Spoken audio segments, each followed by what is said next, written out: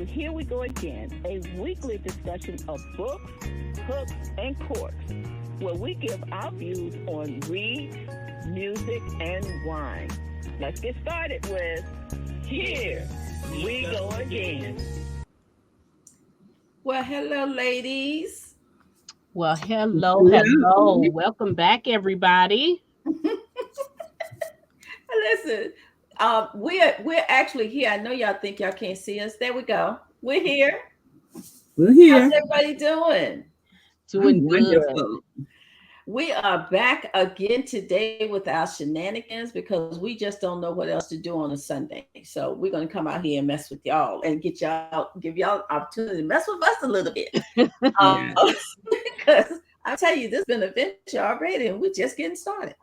Mm-hmm. Well, as we said before, as the intro said, I'm Iris Bolling, and we have with us today, we have the beautiful Midnight Ace and the always entertaining Cara Parker, MsPrissy, who is here with us. And we're going to be discussing the third book in the Heart series. Well, actually, it's the third book in the Heart series, but it is the first book in the Lasseter Gems Gent series. Yes. And it was a great start to this series. And when I tell you, I'm not a person that go back and read my stories like talking about. I would go back and read other stories 3 times, but I'm not one that would go back and read my own stories. But I would tell you, I was talking to Midnight about this book as if I did not write this book the other day. But you know what though, just like we were talking about yesterday, like this was what was this 2014? When it might have been further back than that, because it might have been because it was like the second book in the Heart. It was a third book in the Heart series. Yeah, so it was like in early 2000, well, not mid 2000s, but it had a different feel to it because, guys, if you have been with us last week, you know that we started at the end of the very end of the series. Well, it was the last book in the Lasseter series, but it was the beginning of it all. It was the beginning because it was Sally and Joe's story. Right. We keep saying Sally like Sally was in it by herself. It was Sally and Joe who were actually in that story. And the great thing about that, I think it was Midnight who suggested that we do it that way. But I'm gonna tell you, that was perfect. Yeah, that was perfect because we discussed how Joe and Sally came together, and now we're discussing Joe and Sally's oldest child, which is Samuel Lasseter. Oh my gosh! Yeah, he and the book did have a different feel for us. So even though it's a reread for most of us, it is like a refreshing read because now we know how they started, so we kind of know what was on Sally and Joe's mind, and how they really instilled in their kids. So this was really a refreshing treat to be reading this again. I'm really excited about going through it. It really was, and I think for those of us who don't know, we actually did a remake of the book cover. So when we first started, this was actually the book cover for Look Into My Heart, and it represented the house on the other side of the track, because remember, that was the whole thing about the Lasseters is they didn't grow up on the same side of town where the rich people grew up on. Where the Thorntons did. Where the Thorntons, true, very true. They grew up on the other side of the track, and that was the whole purpose of this cover when we first did it. But when we went in and we did a remake of it, we went in and we brought the hard guns. We brought Samuel Lasseter himself, the man. And put him on the cover. And if that don't look like Samuel Lasseter, I don't know what to do. So hurricane coming. Listen, a quiet hurricane was on its way in. And that was what the cover looks like now. Now, something else that I thought you guys might get a kick out of seeing was really the whole, and I'm not sure how this is going to appear on screen because it's a long way because there's so many of them. Yeah. You know, it's so many Lassiters. So the top half represents the Lassiters, and the bottom half represents the Thorntons. But it's so many of them in this family because we're talking about 12 children. And after reading Joe and Sally's story, we understand why there are 12 children, you know. Yes. And we can also understand why Samuel is the hurricane, that quiet storm. We understand why Samuel is that too, because Samuel was the first one to come out after Sally had to go through fighting her daddy, her mama, you know. Sophie, I mean, they had to fight to be together, you know. Yeah, And fighting then for love. You had Joe with that calmness, and you see that in Samuel as well. Right? Yes. Right? You see that in Samuel as well. So ladies, let's kick in. You know, we're gonna try to stay on time this go around. So let's try to kick into this story because it was a lot of pieces to this story. Well, like always, when you read Iris Bolling books, you got a lot of breadcrumbs you got to clean up after once you read the story. But I think for me, starting off, and then guys, let me just say this. So for me, doing a reread, I am picking up little trinkets that from way back, right? And so what I'm doing is meeting these people again for the second time because now I know more about them. And one of the things that I liked was Cynthia.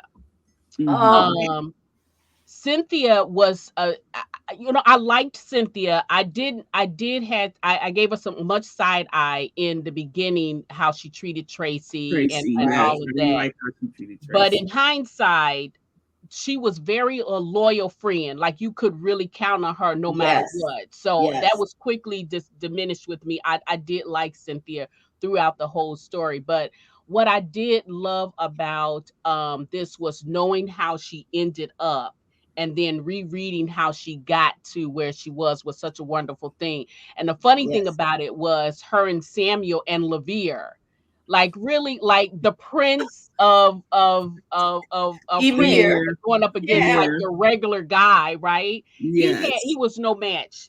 Levere was no match to him. And it was funny how to have her figure that out. You know what I mean?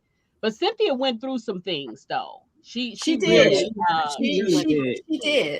She did. And at the beginning, like we said, Cynthia seemed like she was that over the top spoiled little brat, which she was. Yeah. But she has some substance behind her. That's what we found out. Cynthia really did have some substance behind her.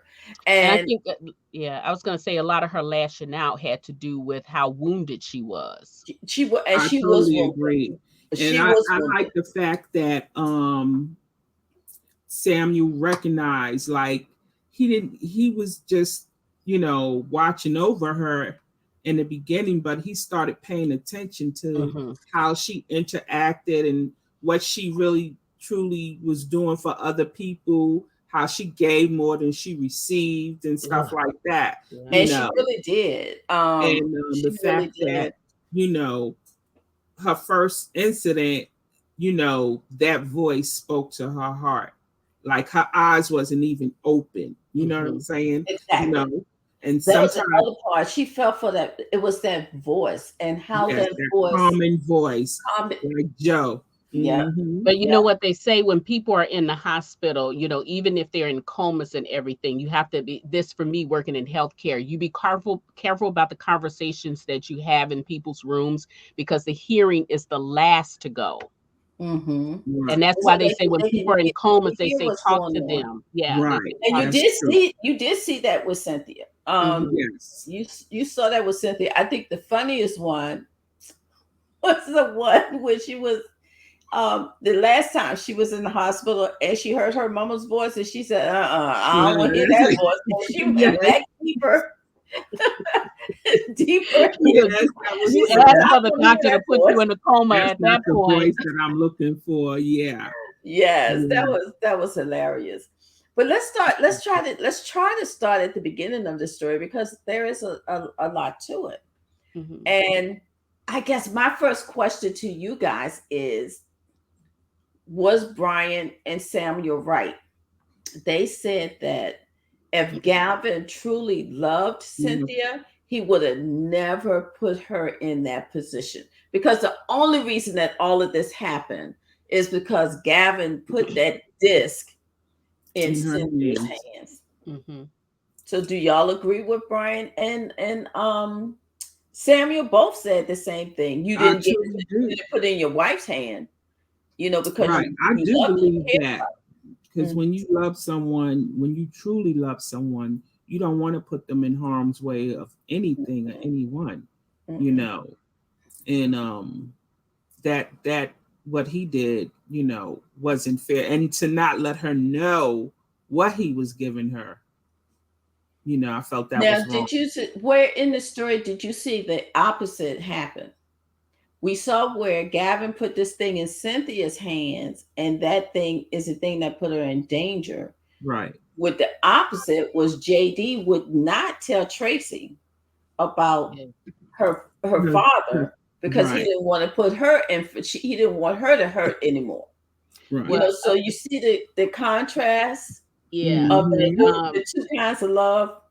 Well, I want to answer MsPrissy's. I wanted to speak to MsPrissy's point that she made about, he didn't put, like, first of all, Galvin. It was very clear that Galvin wasn't really in love with Cynthia. Mm-hmm. Okay, so he was in love with Carolyn, and so even though they had an infatuation, it was a relationship, and it was a good relationship for the both of them because they felt like they could trust people. Carolyn, we didn't know whether or not how she was going to take that. Carolyn is a doer. As you can see, as you go on, she's a doer. Now, it would have been better in her hands than it would have been in Cynthia's hands. Because Carolyn would have known exactly what to do with that information. And she would have put an end to that. She would have put an end to Mumford a long time ago. Right. Well, and then your thing about JD, I always struggled with that because so many times we read stories and I think Cynthia might have said it in here. She says, if you don't tell me what to watch out for, how do I know what, right? And so sometimes we can suffocate somebody by holding stuff away from them, and secrets do hurt. We know that secrets, family secrets do hurt. Well, because look at what happened when Carolyn found that paperwork. That was a domino effect. And so how do you heal from all of that? Because now you got to go, you got to go way back to come back to heal. Right. So I think they should have. That's very true. That's very true to go way back, and I let me tell you, for the first time I had felt sorry for Carolyn. The fact that her father always called her baby girl, and when she told him, "No, Daddy, I'm not your baby girl. Not your baby girl. Actually, Tracy is," and I really felt for her, because he called her that for all her life. For all her life. And to learn that she really wasn't the baby girl, that would have rocked my boat from the very beginning, from the very first story all the way through. He always referred to her as his baby girl. But in his mind, in all fairness, though, in his mind, she was. Yeah, she was. Because he didn't know until when they found out. But here's my question, guys. Was it JD's business to tell? Now, there you go. There you go. Yeah. Was it JD's business, or was it his place to tell? Or was that John's business? And let me bring this up. Was it JD's business to tell?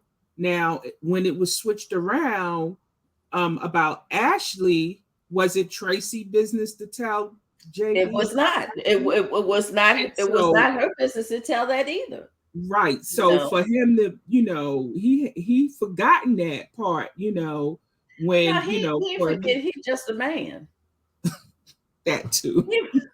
He's gonna forget just a man, and men feel they like do have that one-sided, one-track mind. They do. And we throughout the series, though, we always had, well, before we knew about Carolyn, like when we were reading about her, like right now, we really didn't like Carolyn.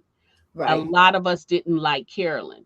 But in hindsight, and I told the fence with Carolyn, because here's the thing: if you kind of know where she came from, so we didn't know about really why she was just she was her father was a single parent. We didn't really know that until I think a little bit later, when we found out about her mother and how the whole thing transpired about the skin color and stuff like that. And that's more real than we care to think about to admit. Exactly. with some children. So I think she was just a lot like Cynthia in that respect, right? Their mothers, for some kind of reason, their mothers felt like they were flawed, and it was so easy for them to toss them away.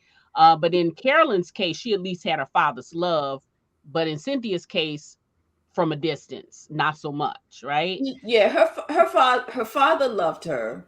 I don't think Sophia has the capacity to love anyone. I don't even think Sophia loved Blake, to be honest with you. Right, he was her money maker, basically. He was the one that fulfilled her dream. Right. That's ladies, what Blake let me was. ask you this: out of Carolyn, Cynthia, and Tracy, who do you feel was the most vulnerable? Ooh, that's a good question, MsPrissy. Wow. Why'd you leave Roz out? Because Roz seemed like she was the least talked about, but she seemed to be the one that had her life the most together. But I mean, and talk about women who were flawed and had very tumultuous upbringings. That is a great question. Those three for sure had it. I don't know. Right. And we didn't, I mean, the one thing we did know about as far as Roz was with, the children and stuff. But I'm saying, like you said, Midnight, out of the upbringing, Cynthia, Tracy, and Carolyn, that's a hard one. Those are tragic. Those are very. I'm not even sure we can do I don't know process of elimination to come up with, which one, because oh my goodness, all three of them. My first thing is to go to Tracy, but then when I really look at Tracy, she did have it, but she also had Turk. Yes. Right. So she was always safe. I could say Cynthia because she really had nobody. She had no one. And then we could say Carolyn, but she had, her dad. So I would think if you do process of elimination like that, it'd have to be Cynthia. It has to be Cynthia, because she had nobody. Didn't have anyone. And Cynthia, actually, Cynthia didn't have anyone until Brian. Right. Became a big brother to her. Yeah. A big brother to her. So really, if you look at it that way, MsPrissy, that was a darn good question. Yeah, that was. I would have to say Cynthia.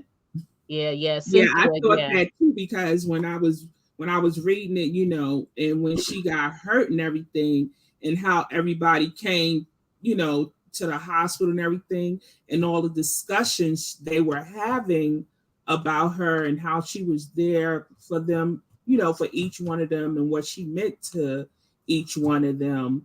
And then the mother, it was like everyone really felt for her more because of her family situation. Like she didn't really have let's talk about that first hospital scene, because a lot happened there. When she was in the car accident, that what turned out it wasn't truly an accident. And she was at the hospital. It was a whole lot of people in that hospital room, right? It was a lot of people came to that hospital room. Even people who didn't want to be there came to that hospital room to make sure that that she was straight, she was okay. But yet she still felt alone. Yeah, she did. She said that to Brian when they was driving home. That was a deep conversation her and Brian had. It really was. When they was driving home, because her whole thing was, all of those people were there, but she broke it down. She broke it down. She says JD was there because of Tracy. Ashley, James was there because of Ashley. that was it. You know, there was Ross was there because they've been friends all through school and things, but none of her family was there. And not to mention that all of them went home to somebody or with somebody. Right. Know. And she went home and Brian stayed with her, but she wasn't going home to anybody. Right. You know, she was just, you know, going home. And then what do you think? Do you think, well, I always like Blake and Cynthia together because I think a brother and sister's love, I think it was pure. Yes. But do you think Blake probably wouldn't have even known? She'd have been in and out the hospital, healed and everything if Brian had not have called him and told him. If Brian hadn't made that phone call. Right. But then do you think it was earnest when he came there, or was like he was needing a break too? Or you know what I mean? No, I think he actually, I really do think Blake would drop everything and go to Cynthia. Okay. I think he would, just like we know that Cynthia would drop anything and go to Blake, because when Blake called her, you know, when he called her and he said, you know, when he was a teenager and things weren't going so great and he had some thoughts and stuff, and he called her, what did she do? She stopped and she went to California, you know. So I think that he would have.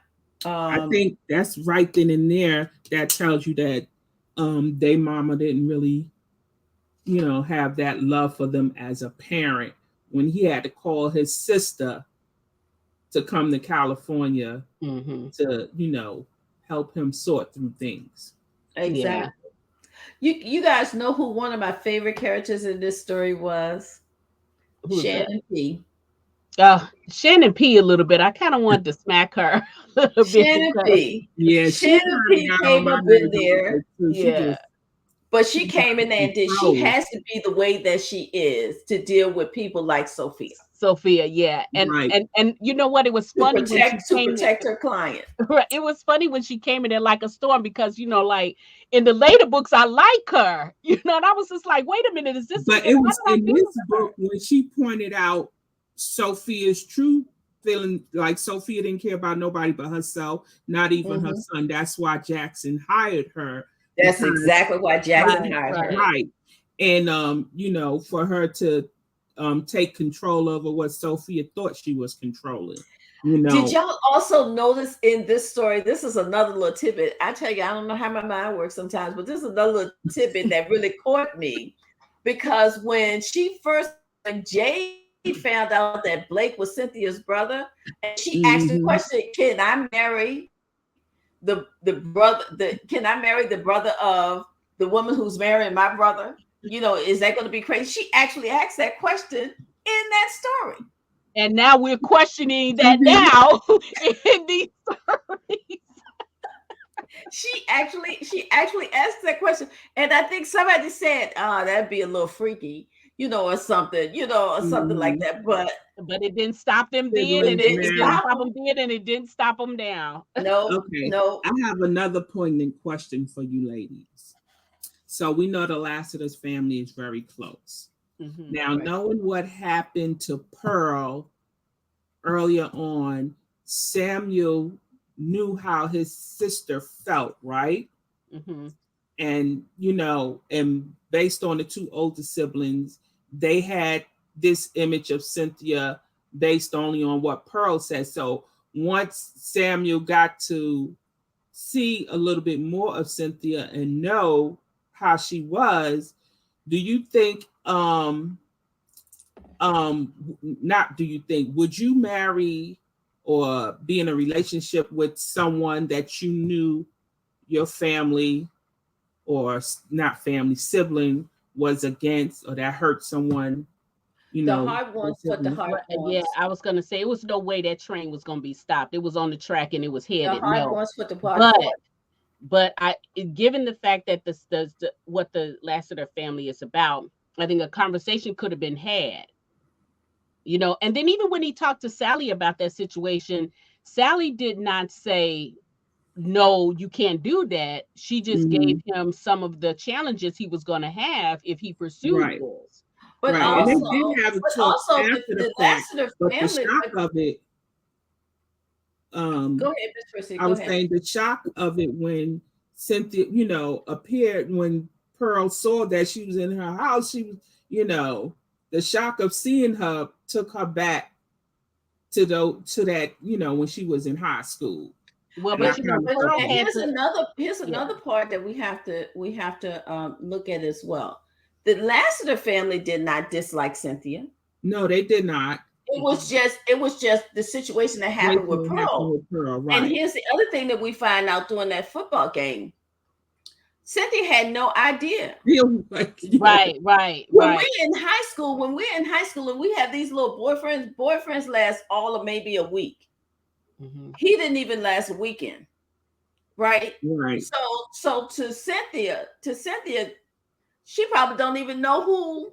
She didn't even remember. I don't think she remembered. Right. Well, she told Sam, I know your sister don't like me, although I have no idea why, but Yeah, right. And then I think Pearl's anger was misguided.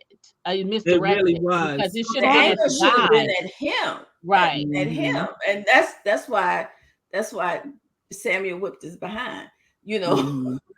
back in the day, because the anger should have been at him, not at Cynthia. And that's another mistake we make as women, is that we hold these other women accountable for the actions that the guy who made the commitment to you did. It was his actions where he stepped out and wanted to be with Cynthia or with another woman or whatever.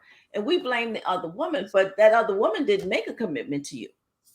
That other woman that man is the one who made that commitment to you. Now, if you have, I want to make sure I put this out here right. Now, if you have another woman that's purposely coming after your man, because and she know that you and him is together, whatever, and they purposely coming, you can whip her ass, whip her behind. You can whip her behind for that.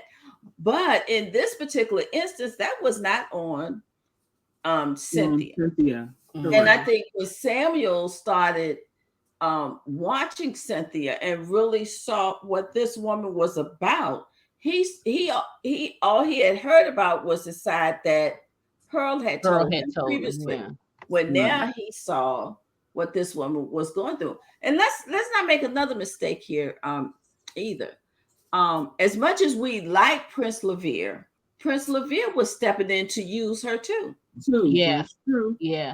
But did he, and I thought about this too, but I didn't spend a whole lot of time on it, but I thought about this with Prince Levere. I think up front he said what he was doing, but there was still intent that maybe not at that moment, but once he got to know her, that they would become love, they would love each other, because she said, I require the man who I go to bed with, that he loves me. Right. And I don't know if Prince Levere ever really had the intentions of loving her. Right. But then, and I can't wait to go, till we talk about, well, we won't get a chance to talk about this because that's not part of this series. No, but right. But it's prompting me to go back with Karen. Yes. That's going to prompt me to go back. At that time, he was just doing what they call duty for country, or even still trying to back bring then. his country right. Back then, he was still looking for a woman. But I felt like Prince Levere, both Cynthia and Carolyn were good side pieces, if you will, for him and what he wanted to do for his country. But I think Levere's mistake is that you're coming into a country where women are liberated. Right. We don't think the same way. Right. Remember the conversation with Jamal? Yes. Yes. But I think when Prince Levere and Cynthia, and we're going to apologize to the audience because now we're talking about a book further down the line, right, in another series, so we apologize for that. But it has a lot to do with the relationship with Prince Levere and Carol. And Cynthia here, because when Prince Levere kind of got to see the other side of Carolyn, just like Samuel got to see the other side of Cynthia. That's so everybody knew who Carolyn Roth was. They knew at that time she was the ex-wife of Gavin Roberts, who was prosecuted for treason against the country and all of that. But Prince Levere saw the damage that had been done to that. He saw that damaged Carolyn. Broken, so but it's the same thing that happened here. Samuel saw the damaged side of Cynthia and fell in love with her anyway. And that is the whole essence of love, is that you can see all sides of a person and you love them anyway. And you don't want to change anything about them. And Cynthia said that he loves me because I'm Cynthia. Right. That's what she said. He loves me because I'm Cynthia, not, who other people think I am. But okay, so but with that, and just let me just dip in here real quick for those of you all who want to know how Prince Levere did fare after this story. You can pick up an Iris Bolling book called The Heart It Always Wins, and that is Prince Levere's and Carolyn Ross story. I think you might want to, after you read this story, you might want to know how those two Prince Levere is. It's in that book, and it is available where all books are sold. So pick that one up if you want to know about those two people's story. Thank you for that plug, because it's a perfect plug, because I would think that people will want to know how Prince Levere ends up, But another thing, it was so many facets to the story, and I'm afraid we're going to miss some of them. But we have to talk about Mumford. But before we really get into Mumford and what Mumford was doing, why he came after Cynthia, the feet, the conversation about the feet. I could just hilarious. And you guys know, Look Into My Heart is the next book that we're supposed to film for the Heart series. Right. The next Look Into My Heart, and I could just see that scene when all those women are in that room and JD walks in that room. Tracy, she's such an innocent. Right. I don't know Tracy though, because when she was leaving that hospital, she said, well, I'm going to go and I'm going to go and have him show me what Brian wouldn't do. Teach me. So I don't know. I think Tracy is coming into her own. We know that. But she knows stuff. Tracy knows stuff based on reading, because that's how she learned the Browns. But the actions to word wasn't clear in her mind. That was an entirely different thing. But that whole scene, I can see it so vividly in my mind. That I can't wait till we get back into the studio and we can actually film that scene. And the one where Joshua knock out Samuel when Samuel wake up. No, the one where Cynthia whipped Carolyn's behind, honey. That scene. Yes. Oh my God. Look, talk about whooping somebody behind. Like, oh my God. Even Samuel couldn't even move that fast before that girl got beat. Oh my God. She got one slap. And she got beat fast in a short period of time. And all of those men were there. And they could not stop Cynthia from getting on, jumping on Carolyn.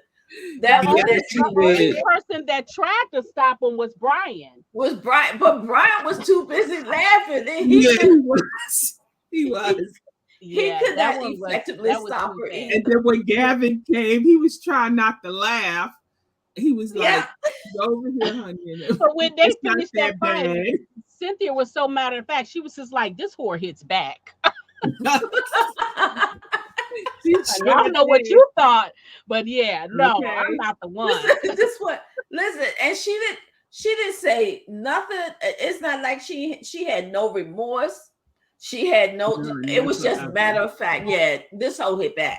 That's it. That's it. And also too, how calm when everybody was there, how calm she regurgitated the story back. Like, okay, good. Don't come for me because this is what I did, Right.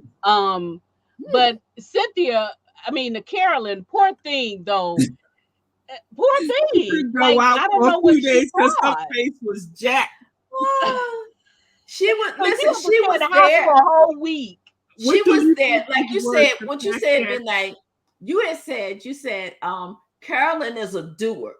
So see, as soon as Gavin told her everything that was happening, she went into action. She went to action. So she was there for the right reason. Right. But listen, her presentation was all off. She should have led with that. Yes.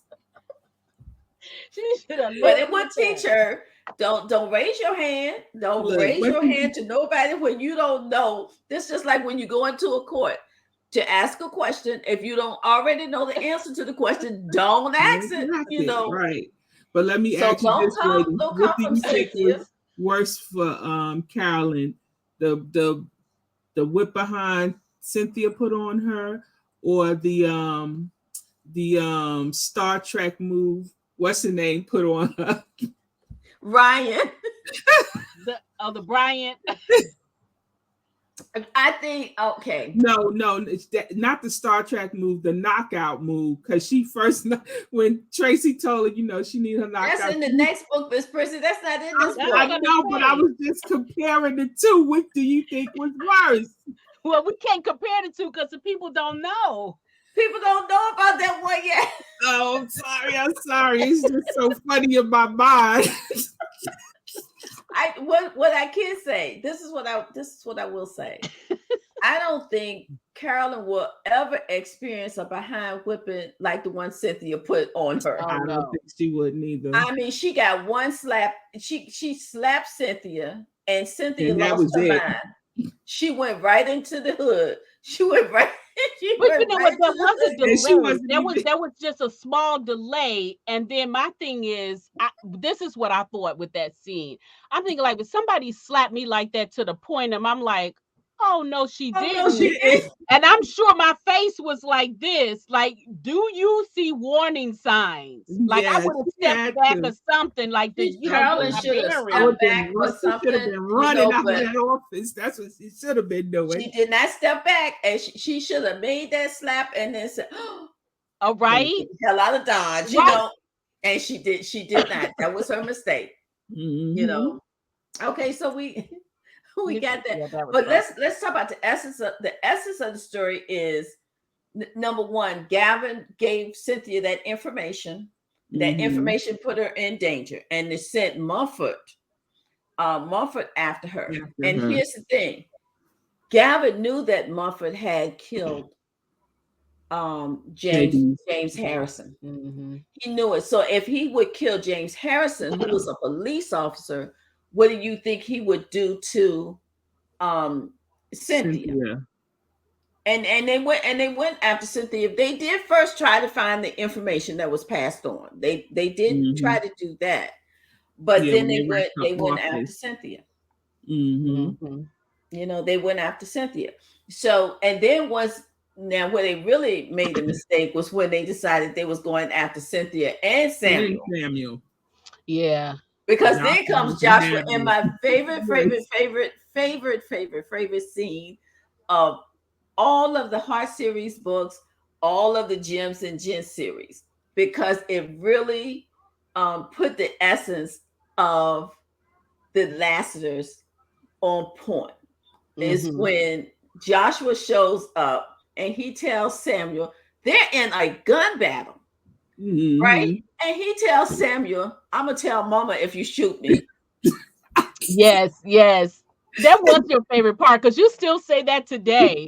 You still say about that part today. I'm gonna tell Sally if you shoot me. Everybody when it comes to the Gens and Gents, every last one of them, when they want something, they want to get their way, they go with, I'm gonna tell Sally. I'm gonna tell Sally. If you hear me, but that scene right there, these are two well-skilled. One is SEAL trained, and the other one is a CIA operative. And both of these are men that's well-skilled. They work for the government. They're well-trained, and they gonna tell him. He's gonna say, "I'm gonna tell Sally if you shoot her." And that made Samuel stop. You know, not the government is gonna come down on you if you shoot me.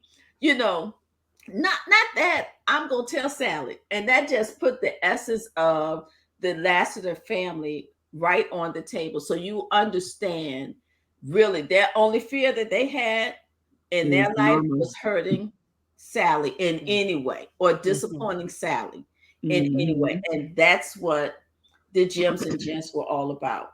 But what about that conversation with Sally and Cynthia? Yeah. I kind of like that conversation. Yeah. I like how Sally went about it. You know, she set it up and everything. I love how you designed the table and everything.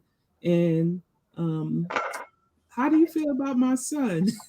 But Cynthia already caught on though. She knew that conversation, you know, about Samuel would come up when Sally asked about decorating this. She's like, you did that so smoothly. It was so smooth. But this is also the conversation where we really learned about all of the Lassiter children and how they came to be, right? Yeah. We really learned about all of the Lassiter children in that conversation. So it was a lot of conversations that were really good. The Brian and Cynthia conversation. Oh yeah, Brian and Cynthia. That was a really great conversation. The conversation that Samuel had with Pearl. Yes, that was. That was a beautiful brother and sister.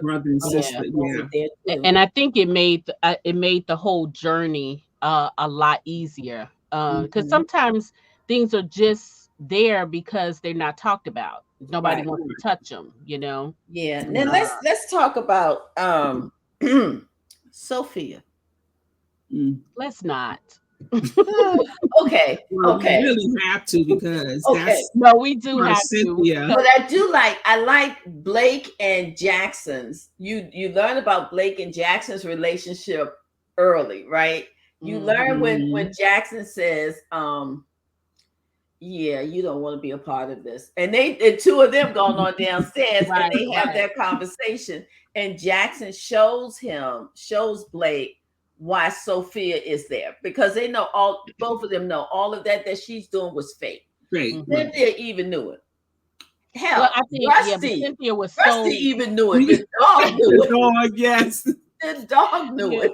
Yeah, but I think Cynthia was she missed that whole mother thing. She wanted to have what everybody else wanted to have that. Well, I don't think it was just the mother thing. It was the coming close to the holiday. She was looking forward to being with her family for the holidays and not having to go to her friend's house. So, but I think that Cynthia opened that door for Sophia because she longed to have that mother guidance, that mother love. You know, she wanted her mother's love.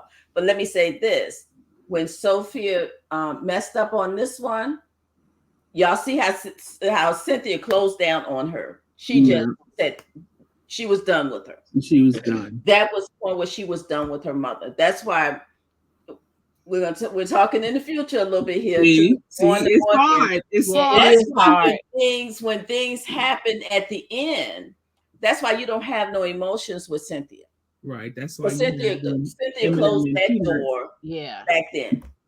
But you know what? Speaking of conversations, let's talk about the conversation that Cynthia had with James. Yeah, that was a beautiful conversation. Wasn't that beautiful? Yes. Oh, because we know those two were bumping heads all the time. All the time. 7 o'clock in the morning, I would have been shutting the door in her face. Well, you know what he said at the end of that conversation? He says, well, it sounds like you're getting something like this. This is not exact. Sounds like you're getting yourself together. I'm going to miss seeing you, bumping around, trying to get in the dark. Let me tell you about another scene that was tickling to me. James and Ashley are in their bed asleep, and Cynthia was up in that bedroom and put James out of his bedroom. And he got up. Like, my thing is, it's like, okay, dude, I don't remember him sleeping in the nude or something, but he did have at least pajama pants on but no shirt. But then he went on downstairs and brought them orange juice and coffee, though, because he just know. I mean, like I said, everybody knew how Cynthia was, and they just, mingled themselves around her, like whatever she needed. But well, they knew she was an integral part of their Of their lives. lives. She Yeah. was. And the other thing, let's make sure we understand something. Cynthia had a thriving business. Yeah. So she could handle business, but she also had that touch to make things beautiful. Beautiful. She did. She could just make things beautiful. And Right. I know people would look at that and say that's an insignificant thing to be doing, but it's not. Everyone does not have that knack to right, do. Because she said she got 50 people's houses to decorate. Yeah, and she had them scheduled out. That she had certain numbers that they had to do before Thanksgiving, because a lot of people bought their decorations up Thanksgiving Day, and then that weekend they had boom to boom to boom, and she didn't want to miss her work. She didn't want to leave her work on on the people to do. So. Well, that's just like that. That's like the policeman's ball. Technically, those people who hired that company on, they didn't want to talk to assistants. They wanted to talk to her. Exactly. Right. Exactly. And Roz didn't want to talk to them neither. She was like, Roz was like, "You take this call." I'm like, Roz, let me just stay in my lane. This ain't over here. This ain't my wheelhouse. Yeah. I do the cooking. You talk to these people because I don't want to be bothered with it. Right. What was it? I can't even remember the lady's name, but that lady was giving Roz a fit. And Roz was like, Hold on, she just walked in. She just walked in. Yeah. Here you go. Here you go. Now let's talk about Jamal. Let's talk about Jamal and what Jamal did. Jamal had I understand loyalty. His job was to protect LaVere, but I think Jamal took his task a little bit too far. Yeah, he overstepped. But I see that scene in my head where he lays that rake out so that once she rolls over it, how those rakes have those. Yeah. He knew something was going to happen. I don't know if he knew it was going to be that extensive, but he didn't care. He didn't. He didn't care. And then he went and he cleaned up the snow afterwards, so there would be no trace of it. He put the snow over it at first. Yeah. So it couldn't be seen. And went back to the house whistling. But you know what? Was his loyalties to LaVere or was it to the king? It was to the king. To the king. It was to the king because it was not to LaVere. And he should have been back in that country with the king. When Nashima came, she was like, he should have been gone right then and there. Yeah. Now Edmund, the driver, the security guy. Now his loyalty was to LaVere. Yeah. But I think Nashima was right. Nashima and Jaja. You get to meet Jaja. Yeah. In this story, but I think Nashima was right. He should have been gone then. Yeah. He should have been gone then. Yeah, but then his whole family would have had to be turned over or turned out or whatever. Well, not necessarily, not necessarily, but he would have disgraced his family for sure. But then the thing too is that he had an issue with Nashima calling his mother, but he didn't have no issue. The issue with him calling the king. Yeah. Right. So that was interesting. But when Samuel pulled up there, Samuel and Joshua, Joshua knew he was going to catch it. He knew he was, as bad as Joshua is, he knew he was going to catch it from Samuel. He knew. But he put the right person with Samuel. He turned Samuel over to Joe. I think that's the only person who could have kept Samuel from going for Joshua at that point. And you know what I love? This is you can see the respect, because when Samuel woke up and he was like, and he was saying what he was saying, and his father looked at him like, "Be mindful who you talking to," and he straightened up his words. I was like, He did. But just the way that Jamal even treated Cynthia, the way that he talked to her, you knew early on that his behind was grass. Yeah. But what about the conversation between Sophia and Sally at the hospital? I always love those Sophia and Sally conversations because they just so enlightening because Sally is just so Sally. Yes. And she's such a Sally is, you know, she's so much more bigger than Sophia as far as, you know, getting a point across and leaving. Now you handle that. But y'all know what, we have to talk. I'm sorry, we're gonna apologize again because we're talking about future book. But now, do y'all, going back and reading this, does the beat down that Sally gave Sophia come clear as to why it was so severe? Honey, listen, my thought process with that beat down is like, why it take you so long? Why this the only one? Right? Yeah. Because Sophia has stepped out of line and she didn't step in that trap a long time ago. So many times. Like Pearl told her when they was coming dealing with the press and everything, Pearl told her, you do not speak my mother's name and whore in the same sentence. Yeah. And then to that also, like, I mean, we knew it, but I have forgotten about it.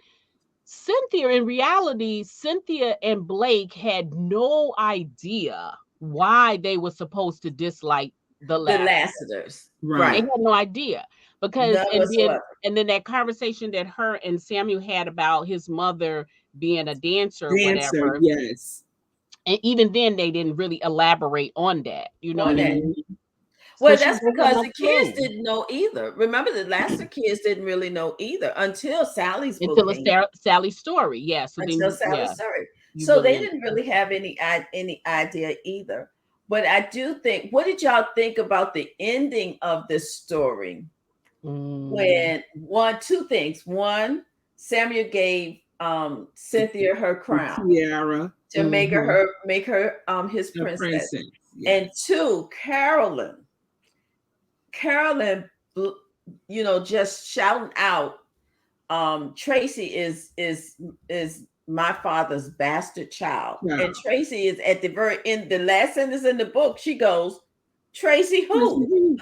Last sentence in the book is Tracy who?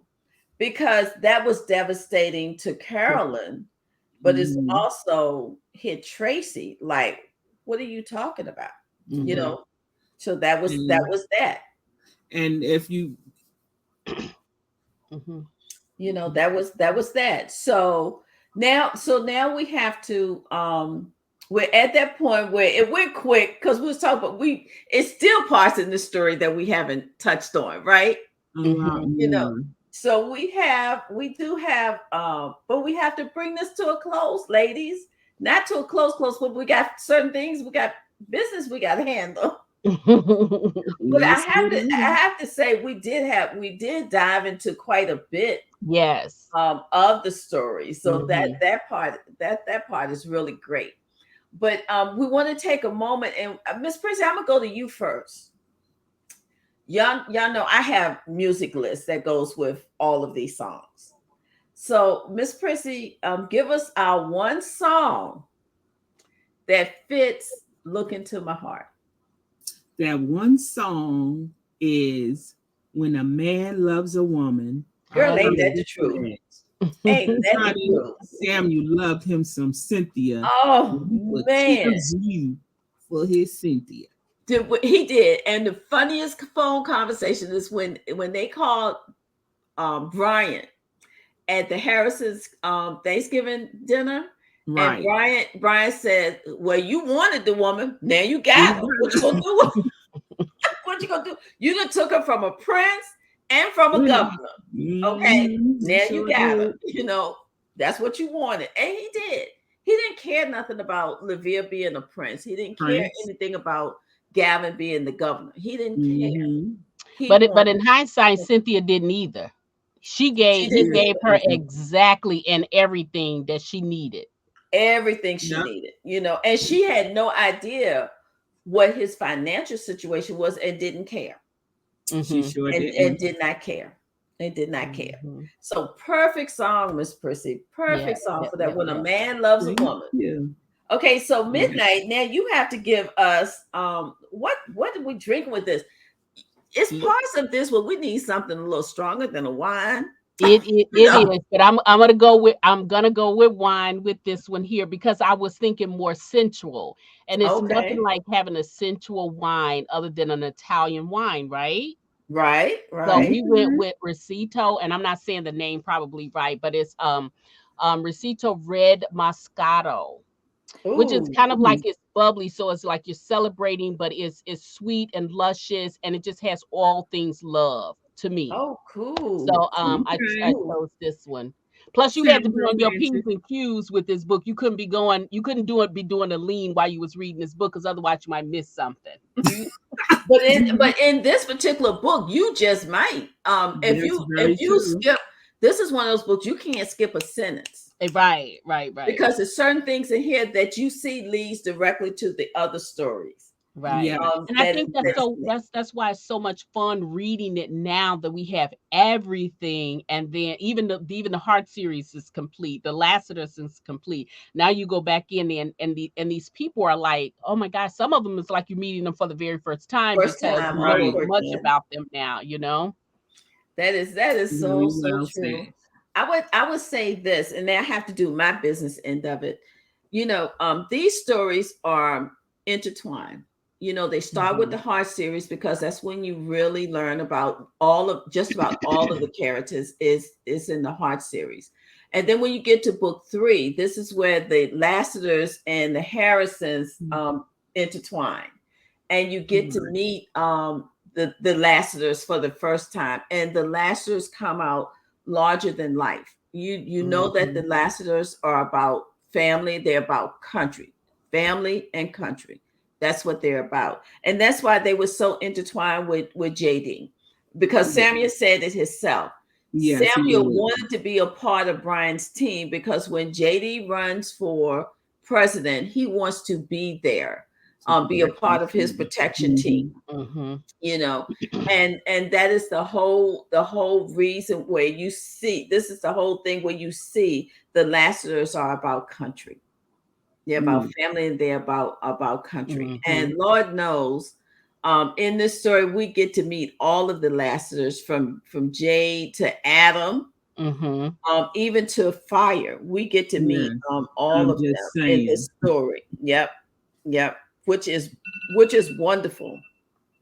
And of course, you know, that is our time.